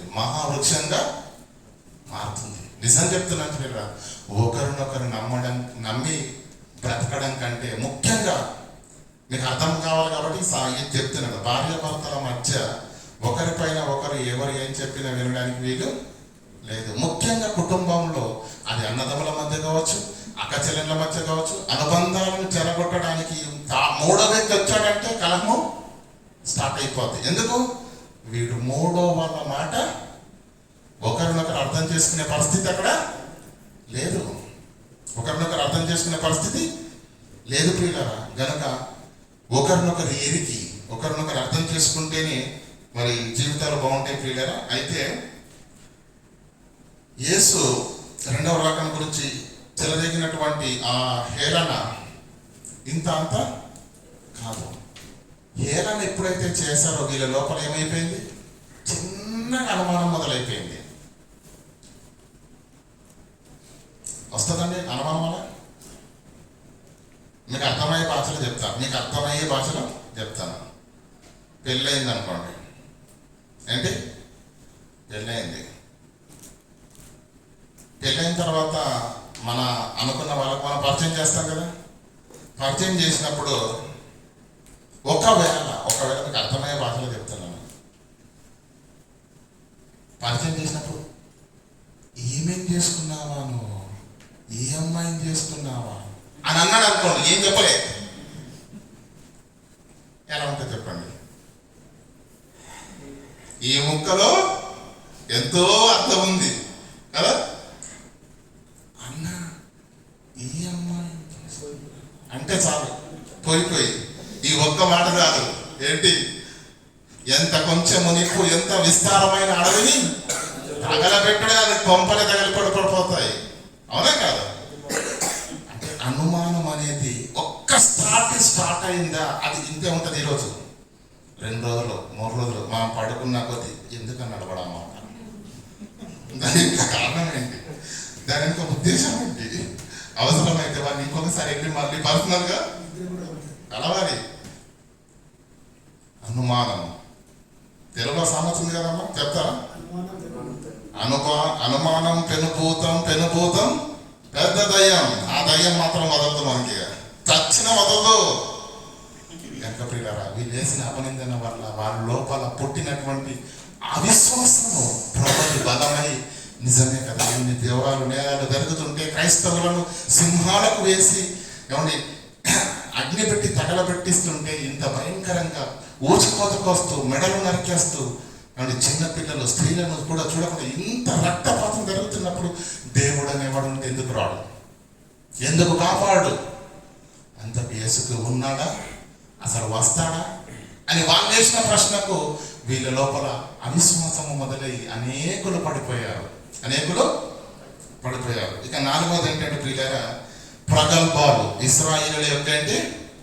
ప్రగల్భాలు. వాళ్ళ మైండ్ మొత్తం ఉన్నది ఏంటంటే ప్రియులారా, ఆకాశంకి వెళ్ళేమేమో వచ్చామో, భూమి మీద తల్లి గర్భంకి వెళ్ళేమేమో, అది వాళ్ళ మైండ్ సెట్.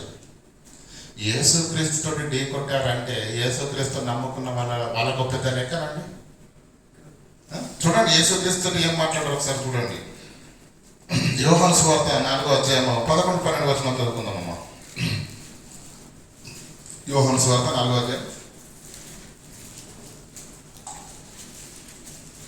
యోహాను సువార్త 4:11-12 వచనాలు. అప్పుడు ఆ స్త్రీ అప్పుడు ఆ స్త్రీ, అయ్యా అయ్యా, ఈ బావి లోతైనది. మనకు తెలుసు కదా సమరయ స్త్రీ గురించి మనం చాలా సందర్భాల్లో విన్నాం కదా. ఆ సమరయ స్త్రీ కూడా యేసుక్రీస్తుని ఏమంటుందో వినండి. ఈ బావి లోతైనది. ఈ బావి లోతైనది, చేరుకోవడం నీకు చేరుకొనుటకు నీకేమీ లేదే. ఆ ఆ జీవజలం ఎలా ఉండదు? జీవజలం ఇస్తానని యేసుక్రీస్తు చెప్పాడు కదా. ఆ సందర్భం జరుగుతుంది వాళ్ళిద్దరి మధ్య మాటల సందర్భం. అయితే ఏమంటున్నాడు చూడండి. తాను తన కుమారుని పశువులను ఈ నీళ్లు తానును తన కుమారులను ఈ పశువులను పశువులను ఈ బావి నీళ్లు త్రాగి ఈ బావి నీళ్లు త్రాగి మాకిచ్చిన మా తండ్రి అయిన యాకోబు మాకిచ్చిన మా తండ్రి అయిన యాకోబు యాకోబు కంటే నీవు గొప్పవాడవా నువ్వు గొప్పవాడవా అని ఆయన అడిగాడు. ఆయన యేసుక్రీస్తుని ఏమడిగిందండి. మన తండ్రి అయిన యాకోబు కంటే అంటే తండ్రి అంటే యాకోబు కంటే నువ్వేమైనా గొప్పవాడవా అన్నదంటే దాని అర్థం ఏంటి? వాళ్ళ హృదయాల్లో ఉన్నదేంటి? యేసుక్రీస్తుకు యాకోబుతో పోలికనండి? పోలిక మనం ఏమైనా పోల్చగలుగుతామా? లేదు. కానీ వాళ్ళు ఏమంటారు? మాకిచ్చిన తండ్రి అయిన యాకోబు కంటే నీవు గొప్పవాడవా. అలాగే మత్తయి సువార్త, యోహాను సువార్త 8:53 చూడండి. 8:53.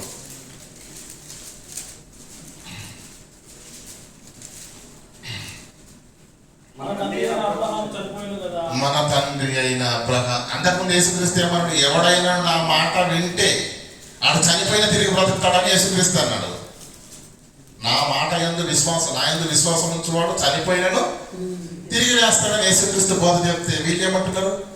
మన తండ్రి అయిన అబ్రహామే చనిపోయాడు, అంత గొప్పోడు. నీవు అంతకంటే నువ్వు అంతకంటే గొప్పవాడుగా. ప్రవక్తలు చనిపోయింది. ప్రవక్తలు చచ్చిపోయారు, నీవెవరైనా చెప్పుకుంటున్నావు ఆయన. నువ్వు ప్రవక్తల కంటే గొప్పవాడుగా. యేసుక్రీస్తుని ఏ విధంగా వాళ్ళు ఘనహీనంగా చేసి మాట్లాడుతున్నారు మీరు ఆలోచించండి. అంటే యేసుక్రీస్తు వారి దృష్టికి ఎంతో ఘనమైన వాడిగా, గొప్పవాడిగా వారి దృష్టిలో లేడు. ఎందుకేమంటుంది? ఒక సమరయ స్త్రీ అంటుంది, నువ్వు యాకోబు, మా తండ్రి అయిన యాకోబు కంటే గొప్పవాడవా? మా తండ్రి అయిన అబ్రహాం కంటే నువ్వు గొప్పవాడవా? మా నాయకుడైన మోషే కంటే గొప్పవాడవా? నువ్వు మా మహారాజు దావీదు కంటే గొప్పవాడవా? సొలొమోను కంటే గొప్పవాడవా?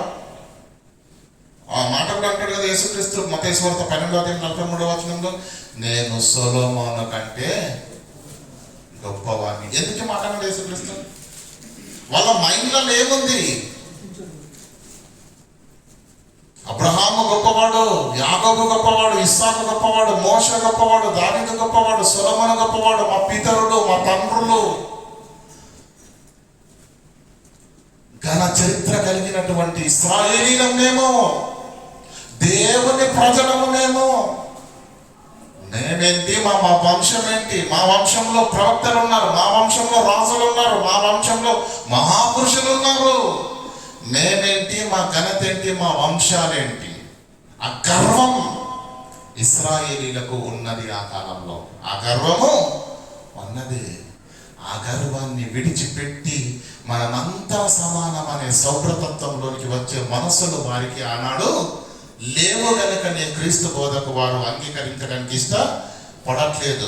వారి అధికారాన్ని, వారి ఆటలను అన్నింటినీ బలపరిచేది ధర్మశాస్త్రం ఉంది కనుకనే ధర్మశాస్త్రమే మొద్దు, యేసుక్రీస్తు మాకు వద్దు. అది వాళ్ళ బాధ. మనమంతా దేవుని సంతానం, మనమంతా దేవుని పిల్లలమని మనుషులందరినీ ఐక్యం చేసే క్రీస్తు బోధను ఒప్పుకునడానికి ఇష్టపడిన వాళ్ళు కాదు ప్రియులారా. ప్రగల్భాలు ఏమండి? అబ్రహాము గొప్పవాడు, దావీదు గొప్పవాడు, సొలొమోను గొప్పవాడు, మా చరిత్ర గొప్పది, మా వంశములు గొప్పవి, మా పితరులు గొప్పవాళ్ళు, మేమేంటి, మా వంశం ఏంటి? అలాంటి మేము కూర్చుంటే ఈడెవడో నిన్నగాక మొన్న అయ్యా అయ్యని కాళ్ళు పట్టుకున్నాడు వచ్చి నా పక్కన కూర్చుంటాడా? వాడు నేను సమానమా? దాన్ని ఒప్పుకోవడానికి ఇష్టపడట్లేదు. ఎందుకంటే వాళ్ళ గర్వం మేము యూదులమని, వాళ్ళ గర్వం మేము అబ్రహాము సంతానమని, వారి గర్వం మేము దేవుని ప్రజలమని, వాళ్ళ గర్వం దేవుడు మాకు అండగా ఉన్నాడని. మిగతా వాళ్ళని విడిచిపెట్టాడా? అది వాళ్ళకి అర్థం కాలేదు. ఆ గర్వంతో నిండుకున్న వాళ్ళుగా క్రీస్తు యొద్దకు రాలేని పరిస్థితిలో వారు ఉన్నారు. ఇక చివరిది ఏంటంటే హితోపదేశం. ఏమండి? ఈరోజు తెలుగు రాష్ట్రాలలో ఒకప్పుడు ఈ మత విద్వేషాలు అనేవి ఉన్నాయా? ఉన్నాయండి? లేదు. ఈరోజు చూడండి, బైబిల్ పట్టుకొని మీరు వీధిలో 10 అడుగులు వేసారో లేదో ఒకటి చివరొకడు దొరుకుంటాడు. నిజమండి, మీ అందరికి తెలుసు కదా. అప్పుడు కేఎన్ఆర్ గార్డెన్లో మీటింగ్స్ పెట్టించినప్పుడు వీధి గ్రామానికి వెళ్ళి సువార్త చేస్తున్నాము. తెలిసిన వాళ్ళందరికీ ఒక ఊరికి వెళ్ళామండి. అక్కడ చాలాసేపు ప్రయాణం చేసాము. చాలా ఆకలిస్తుంది, తినడానికి కూడా ఏమీ లేవు. అక్కడ ఏరుశనక్కాయలు ఉన్నాయి, అవి కొనుక్కున్నాం. నెమ్మదిగా తింటున్నాం. బైక్ మీద ఇద్దరు ఇటు వచ్చారు, అటు వెళ్ళారు. బైకులు 2 వెళ్ళాయి, మళ్ళీ 4 బైకులు వచ్చాయి. ఒక్కొక్క దాని మీద ఇద్దరు ఉన్నారు, ముగ్గురు ఉన్నారు. వాళ్ళు తిరుగుతున్నా. ఒకడు వచ్చాడు, ఏం కొనుక్కుంటున్నారో మేము ఏం మాట్లాడుతున్నామని విన్నాడు. అలా 20 మంది జమైపోయారు. వచ్చేసారు, అడిగేసారు మొత్తానికి, ఎందుకు వచ్చారు మీరు? మీ చేతుల్లో కరపత్రాలు ఏంటి? మీ చేతుల్లో ఈ బైబుల్ ఏంటి? ఏం చేయాలనుకుంటున్నారు? మీ ఉద్దేశం ఏంటి? అర్థమవుతుందండి? అక్కడ స్థానికంగా ఉన్నటువంటి వ్యక్తి వచ్చి నన్ను కలవడానికి వచ్చారు. మీ ప్రాబ్లం ఏంటి? మీ ఇంటికి వచ్చారా? మీకు ఏమైనా పత్రికలు ఇచ్చారా అని అన్న కొంచెం గట్టిగా మాట్లాడేవారు. ఎందుకంటే అన్న ఆ ఊర్లో పలుకుబడినటువంటి వ్యక్తి కాబట్టి నా దగ్గరకు వచ్చారు. నాకే ఫోన్ చేశారు. కాకపోతే నేను వస్తున్నాను, వెయిట్ చేయండి అనేసరికి ఇక్కడ ఆగారు. మీ ప్రాబ్లం ఏంటి అని చెప్పేసి అన్న ఒకరితో తీసుకొని మాట్లాడేసరికి అక్కడి నుంచి వెళ్ళిపోయారు. అర్థమవుతుందా లేదా? బహిరంగంగా మాట్లాడే పరిస్థితి ఈరోజు. అంటే ఎలా ఇదంతా ప్రబలింది ఆలోచించండి. క్రీస్తును గురించి మనం ప్రకటిస్తే ఎక్కడి నుంచో రావాల్సిన అవసరం లేదు. ఆర్డర్స్ పక్కింట్లోనే ఉంటాడు మనకు. అర్థమవుతుందా లేదా? అంటే ఎంత భయంకరమైన పరిస్థితులు నెలకొన్నాయో మీరు ఆలోచించండి. కనుక ఇప్పుడు పక్కలో శత్రువు ఉన్నాడంటే దాని అర్థం అంటే పక్కలో బలం ఉన్నట్టే లెక్క. ఇటు కదిలితే ఇటు గుచ్చుకుంటుంది, ఇటు కదిలితే ఇటు గుచ్చుకుంటుంది. ఎంత క్లిష్టమైన పరిస్థితులు మీరు ఆలోచించండి.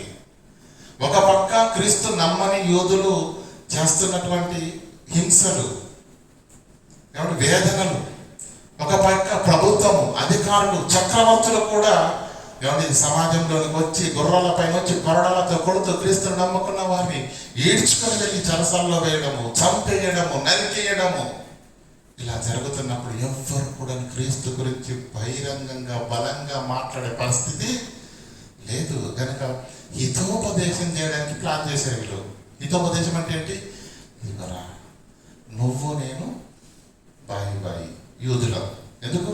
మనమంతా అబ్రహాము సంతానం, మనమంతా హేబేరు సంతానం. నీకు నాకు మధ్య గొడవ ఏంటి చెప్పు? ఈ శ్రమలు అవసరమా? ఈ కష్టాలు అవసరమా? ఆ ప్రభుత్వంతో మనకి ఎందుకు చెప్పు? నీవు నేను ఒకే తండ్రి సంతానం అయినప్పుడు మన మధ్య ఈ వైరం ఎందుకు చెప్పు? ఎవరో వచ్చి ఏదో చెప్పి యేసు అనే ఒక సేవకుల గురించి మీరు చెప్పారు కానీ ఇవన్నీ విడిచిపెట్టి అక్కడ వెళ్ళడం ఎందుకు? మన మధ్య ఈ వైషమ్యాలు, ఈ భేదాలు ఎందుకు? మన తండ్రులు పితరులు ఒక్కసారి జ్ఞాపకం చేసుకోండి. మన వంశం ఏంటి? మన చరిత్ర ఏంటి? మన పితరులు ఏంటి? అన్నదమ్ములుగా కలిసి ఉండాల్సిన మన మధ్య ఈ వైరం ఏంటి? ఇదంతా అవసరమా? మీరు ఆలోచించండి. అని ఒక సెంటిమెంట్ డైలాగ్ కొట్టాడండి. ధర్మశాస్త్రంలో అనేక సార్లు ఉంటుంది, మీరు చదవండి.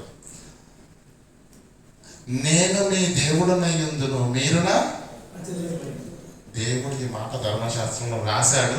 నేను దేవుని ప్రజలను అనుకుంటే మాతోడా, లేకపోతే సావు అని చెప్పేసి అన్నారు. ఎలా ఉంటుంది చెప్పండి ఈ సెంటిమెంట్ డైలాగ్? మీరు దేవుని ప్రజలైతే రండి ఎక్కడికి, ధర్మశాస్త్రం దగ్గరికి. కాదనుకుంటే ఇక మీ ఇష్టం అనేసరికి ఎలా ఉంటుంది చెప్పండి? ఒక పక్క శ్రమలకు తాళలేక, హింసలకు తాళలేక, ప్రభుత్వ అధికారుల ఒత్తిడిని తట్టుకోలేక తల్లడిల్లిపోతున్న వారి యొద్దకు మేక శర్మాన్ని కప్పుకున్న తోడేళ్ళు వచ్చి మెల్లగా హితోపదేశం చేసేసరికి అన్న ఇది అయిపోయింది, నీకే నా ఓటు అని చెప్పేసి అనేసరికి ఎలా ఉంటుంది చెప్పండి? అలా అనేకులు ఏమయ్యారు? వారు విడిచి వచ్చిన యూదా మతంలోకి తిరిగి వెళ్ళటానికి సమ్మతించారు. ఇంకా అనేక మంది వెళ్ళనై ఈ ఐదు కారణాలను బట్టి క్రీస్తును నమ్ముకున్న యోధులు, ఈ హెబ్రీయులు తట్టుకోలేక ఈ శ్రమలకు, ఈ హింసలకు, ఈ వేదనలకు, ఈ వెలివేతలకు తట్టుకోలేక వారు విడిచి వచ్చిన ఆ మతంలోనికి తిరిగి వెళ్ళారు. ఇప్పుడు తెలుగు రాష్ట్రాల్లో మీకు వినబడుతున్న మాట ఏంటో తెలుసా? గర్భవాపస్ అని ఒక మాట వినబడుతుంది. తెలుసా గర్భవాపస్ అంటే? మనం అందరం ఒకనాడు ఎక్కడున్నామండి? ఎక్కడున్నాం చెప్పండి? అన్నిలుగానే ఉన్నాము కదా, పరమతంలో ఉన్నాము కదా. తెలిసి తెలియకప్పుడు సత్యాన్ని విన్నాము, తెలుసుకున్నాము, ఆలోచించాము, చదువుకున్నాము. యేసే లోకరక్షకుడని చరిత్ర ఆధారాలను బట్టి కావచ్చు, పురావస్తు ఆధారాలను బట్టి కావచ్చు, అనేకమైనటువంటి పరిశోధనతోటి అప్పుడు మనం నిజాన్ని నిర్ధారణ చేసుకొని ఇతడే నిజమైన దేవుడు అని చెప్పేసి క్రీస్తు యుద్ధకు మనం వచ్చాము. కనుక ఇప్పుడు ఏం జరుగుతుంది అంటే, వీడు మావోడే, కానీ ఇప్పుడు వీడు ఎటు వెళ్తున్నాడు? చర్చికి వెళ్తున్నాడు.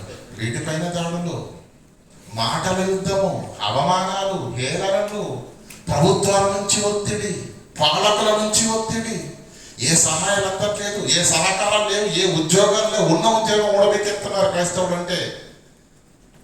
కనిపిస్తుందా మీకు ఇదంతా? ఇది ఈరోజు మన కళ్ళారా చూస్తున్నటువంటి పరిస్థితి. కనుక ఈరోజు మనం బహిరంగ క్రైస్తవులు మనం చెప్పుకునే సాహసం చేయగలమా? ఆ పరిస్థితి ఉందా ఈరోజు? లేదు. కనుక ఈ పరిస్థితులకు అద్దం పట్టేది హెబ్రీ పత్రిక. ఆ రోజు వారు అనుభవించింది ఈరోజు మనం కళ్ళారా అనుభవిస్తున్నాము, చూస్తున్నాము. కనుక ఇలాంటి పరిస్థితులు, ఇలాంటి హింసలకు తాళలేక వీరందరూ మళ్ళీ తిరిగి యూదా మతంలోనికి వెళ్ళారు. కొందరు వెళ్ళారు, అనేకులు వెళ్ళడానికి సిద్ధపడుతున్నారు. ఎందుకంటే సందిగ్ధంలో ఉన్నారు. నిజమే కదా.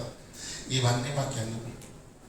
క్రీస్తు నమ్ముకొని 3 నెలలైనా కాలేదు, ఇప్పటికే 30 సార్లు గొడవైంది. అవసరమా అని చెప్పేసి నెమ్మదిగా అటు వెళ్ళిపోతున్నప్పుడు రాయబడినటువంటి, అంటే వారందరినీ మీరు నమ్ముకున్న క్రీస్తు గొప్పవాడే, మీరు ఎంచుకున్న మార్గం సరి అయినదే, యూదుల యొక్క హితోపదేశానికి కానీ, ప్రగల్భాలకు కానీ, హింసలకు కానీ, వెలివేతలకు కానీ భయపడి మీరు క్రీస్తును విడిచిపెట్టారా, నిత్య జీవాన్ని మీరు కోల్పోతారు.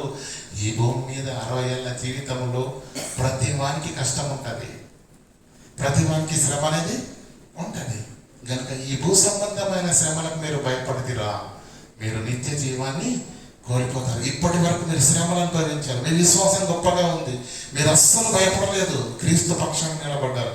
ఇంకొంచెం కాలం ఓపిక పట్టండి, మీరు క్రీస్తు నందు నిద్రించారా, నిత్య జీవం మీకు వస్తుంది అని క్రైస్తవులకు హితోపదేశం చేస్తూ వారికి బలపరుస్తూ రాయబడినటువంటి పత్రిక హెబ్రీలకు రాసిన పత్రిక. ఈ హెబ్రీలకు రాసిన పత్రికను 3 భాగాలుగా విభజించుకోవాలి, మనం చదువుకోవాలి. ఎన్ని భాగాలుగా? 3 భాగాలుగా. ఒకటి, 1వ అధ్యాయం నుంచి 4వ అధ్యాయం వరకు మొదటి భాగము, 5వ అధ్యాయం నుంచి 10వ అధ్యాయము 12వ వచనం వరకు 2వ భాగము, ఇక మిగిలినది 3వ భాగము. ఏ క్రీస్తునైతే వీళ్ళు అవహేళన చేస్తూ గొర్రగాని వాడిగా, ఘనత లేని వాడిగా ఇశ్రాయేలుల మధ్య చిత్రీకరించారు. మా మోషే గొప్పవాడు, దేవదూతలు గొప్పవి, ఏమండి, మా మోషే గొప్పవాడు, మా అబ్రహాము గొప్పవాడు, మా పితరులు గొప్పవాడు, ఘన వంశ చరిత్ర కలిగిన వాళ్ళం మేము అని తమకు తాము ప్రకల్పాలు పలుకుంటూ గొప్పగా చెప్పుకుంటున్నటువంటి వాళ్లకు అర్థమయ్యేటట్టుగా రాయబడినటువంటి పత్రిక.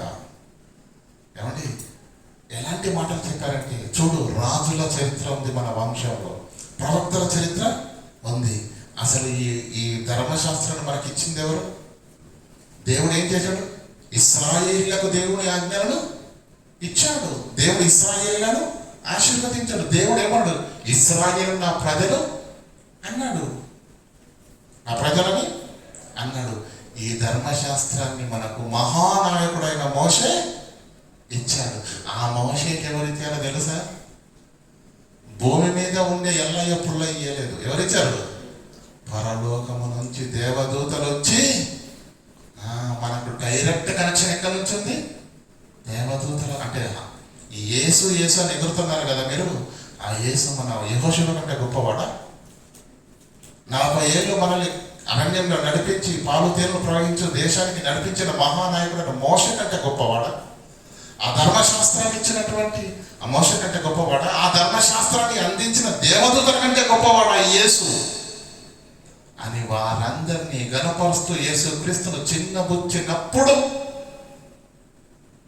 వారందరి మనోనేత్రాలు వెలిగించటానికి రాయబడినటువంటి పత్రిక హెబ్రీయులకు రాసిన పత్రిక. అందులో మొదటి భాగం మీకు ఏం చెప్పాను? మొదటి అధ్యాయం నుంచి 4వ అధ్యాయం దాకా అక్కడ ఏం రాయబడింది ఒకసారి చూడండి. యేసు క్రీస్తును చిన్నవాడిగా చూపించారు కదా, చూడండి. 1వ అధ్యాయం 1వ వచనం ముగిస్తాను, 5 నిమిషాలు. పూర్వకాలమందు నానా సమయములలో నానా విధములుగా ప్రవక్తల ద్వారా మాట్లాడిన దేవుడు ఈ దినములు అంతమందు కుమారుని ద్వారా మాట్లాడుతున్నాడు, మౌనంగా లేడు. ఆయన కుమారుని సమస్తమునకు వారసునిగా నియమించాడు. ఎవరో చిన్న అల్లటప్ప కాదు యేసుక్రీస్తు కదా, ఒక సామాన్యుడు కాదు. ఆయన ద్వారా ప్రపంచములను నిర్మించను. ఆయన దేవుని యొక్క తేజస్సును, ఆయన తత్వం యొక్క మూర్తిమంతమున ఉండి తన మహత్తు గల మాట చేత సమస్తమును నిర్వహించను.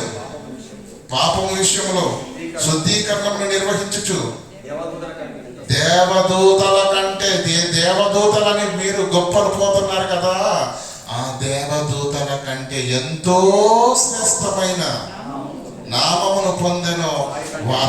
వారికంటే అంత శ్రేష్ఠుడై ఉన్నత లోకములో మహాదేవుని కుడి పార్శ్వమున కూర్చుని ఉన్నాడు. దేవదూతలు అన్నారని మీరు గొప్పలు చెప్పుకోండి, చంకలు గుద్దుకుంటున్నారు కదా. మీ దేవదూతలందరికంటే శ్రేష్టమైన వాడు, మీ దేవదూతలందరికంటే గొప్పవాడు. ఆయన సమస్తమునకు, ఈ సృష్టికి ఆధార భూతుడు. సమస్తము ఆయన వలననే నిర్మాణము జరిగింది. అలాగే ఈ మొదటి అధ్యాయం మీరు చదివితే దేవదూతల కంటే ఘనుడు యేసుక్రీస్తు అని చెప్పాడు. ఏమండి? దేవదూతల కంటే ప్రవక్తల కంటే ఘనుడని యేసుక్రీస్తును ఘనపరచడం జరిగింది. ఈ 2వ అధ్యాయాన్ని మీరు చదివితే, 2వ అధ్యాయము కానీ 3వ అధ్యాయం కానీ మీరు చూస్తే ఎలా ఉంటుందంటే మోషే గురించి ఉంటుంది. అంటే మోషేనే మాకు గొప్పవాడు, మాకు ధర్మశాస్త్రం ఇచ్చాడని చెప్పేసి వీళ్ళు ప్రగల్భాలు పలుకుతూ లేని మాటలు పలికినప్పుడు వారందరికీ హితోపదేశం కలగాలి కదా.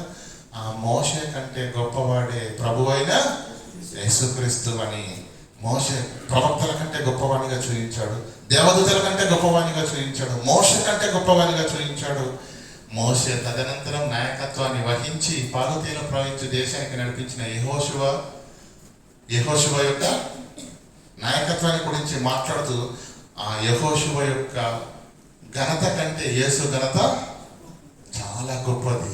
ప్రవక్తల కంటే గొప్పవాడు యేసుక్రీస్తు, దేవదూతల కంటే గొప్పవాడు యేసుక్రీస్తు, మోషే కంటే గొప్పవాడు యేసుక్రీస్తు, అలాగే యెహోషువ కంటే గొప్పవాడు యేసుక్రీస్తు. వీళ్ళందరూ భూమి మీద తాత్కాలిక విశ్రాంతి, తాత్కాలికమైనటువంటి, ఆ దేశంలో మంచి లేదు కనుక పాలు తేనెలు ప్రవహించు దేశం అంటే ఎక్కడైనా పాలు వస్తుందండి? కాలువల్లో తేనె ప్రవహిస్తుందమ్మా. కానీ దాని అర్థం ఏంటి? మంచి సారవంతమైన భూమి, మంచి ఋతువులు, సమయానికి వర్షాలు, సమయానికి ఎండ, సమయానికి పంటి, ప్రతిదీ పౌష్టికంగా ఉంటుంది అని దాని అర్థం. ఆ దేశానికి నడిపించాడు. భూమి మీద ఒక శ్రేష్టమైన దేశానికి నడిపించారు. భూమి మీద ఒక శ్రేష్టమైన దేశంలో విశ్రాంతిని వారు అనుగ్రహించారు. అయితే యేసుక్రీస్తు కూడా నీకు మరి శ్రేష్టమైన పునాదులు గల పట్టణానికి నడిపించబోతున్నాడు. అక్కడ తాత్కాలికం కాదు, నిత్య జీవం. కష్టము లేదు. వీరు నడిపించింది ఈ దేశానికి, ఆయన నడిపించబోయేది శాశ్వత జీవానికి, నిత్య జీవానికి. కనుక మోషేను కానీ ప్రవక్తలను కానీ దేవదూతలు కానీ ఏ విషయంలోనూ కూడా యేసుక్రీస్తుతోటి సరిపోల్చడానికి వీలు లేదు. ఆయన అందని వాడు, మహోన్నతుడు. వీరు భూమి మీద దేవుని కార్యాన్ని చేసిన సేవకులు మాత్రమే అని వారి స్థాయిని జ్ఞాపకం చేసి యేసుక్రీస్తు యొక్క ఔన్నత్యాన్ని, ఘనతను, మహిమను, దేవుని యందు ఆయనకున్నటువంటి కృపను, దీనంతటిని మరి తేటతెల్లం చేస్తూ దేవదూతల కంటే, మోషే కంటే, యెహోషువ కంటే, అందరికంటే గొప్పవాడు, సర్వోన్నతుడు, దేవుని యొక్క కుమారుడు, ఈ సమస్త సృష్టిని చేసిన సృష్టికర్త ప్రభువైన యేసుక్రీస్తు అని మొదటి భాగంలో మాట్లాడడం జరిగింది. ఈ మాటలన్నీ మీరు 4 అధ్యాయాలు చదువుకొని రండి. నెక్స్ట్ వీక్ 2-3 భాగాలు చెప్పేసి ఈ పత్రికను మనం క్లోజ్ చేసుకుందాం. కనుక ప్రియులారా, ఇశ్రాయేలీలు వాళ్ళ యొక్క మెంటాలిటీ, వాళ్ళ యొక్క విధానము మనకు అర్థమైతేనే ఈ పత్రిక మనకు అర్థమవుతుంది. కనుక చాలా విషయాలు మీరు విన్నారు. విన్న మీ అందరికీ ప్రభు పేరున వందనాలు తెలియజేస్తున్నాను. మరొకసారి మరి ఈ మాటలను విన్నటువంటి మీరు ఇంటికి వెళ్ళిన తర్వాత మరొకసారి మీరు జ్ఞాపకం చేసుకోండి. ఇది మీరు మనసులో పెట్టుకోండి, ఇది నేర్చుకోండి. ఎందుకంటే పత్రిక అర్థమైతేనే, దాని భావం అర్థమైతేనే, ఆ పత్రిక ఎందుకు రాయబడిందో, అప్పుడు పరిస్థితులు ఎలా ఉన్నాయి మీకు అర్థమైతేనే, అప్పుడు మీరు చదివారు అనుకోండి, మీకు ఏ పాస్టర్ గారు అయితే బోధించవలసిన అవసరత లేదు. దేవుడే మీకు వాక్యాన్ని నేర్పిస్తాడు. కష్టమైన కాస్త మీరు సమయాన్ని వెచ్చించి నేర్చుకోవడానికి ఇష్టపడండి. దేవుని యొక్క వాక్యంలో, దేవుని యొక్క జ్ఞానంలో మనం అందరము ఫలించి అభివృద్ధి పొంది దేవుని నామని మహిమపరచడముగాక. ఆమె ప్రార్థన చేసుకుంటాను. కనికరంగల దేవ, కృపణుతుడమైన మా తండ్రి, మీ పాదాల వందనాలు తండ్రి. హెబ్రీయులకు రాసిన పత్రిక యొక్క ఆంతర్యాన్ని తండ్రి మేము వినటానికి, గ్రహించడానికి తండ్రి, ఆ హెబ్రీ పత్రిక పైన తండ్రి ఒక అవగాహనను పెంచుకుని తండ్రి, వాక్యమందు మేము బలవంతులు అన్నట్లుగా నీ జ్ఞానంలో తండ్రి సంపూర్ణ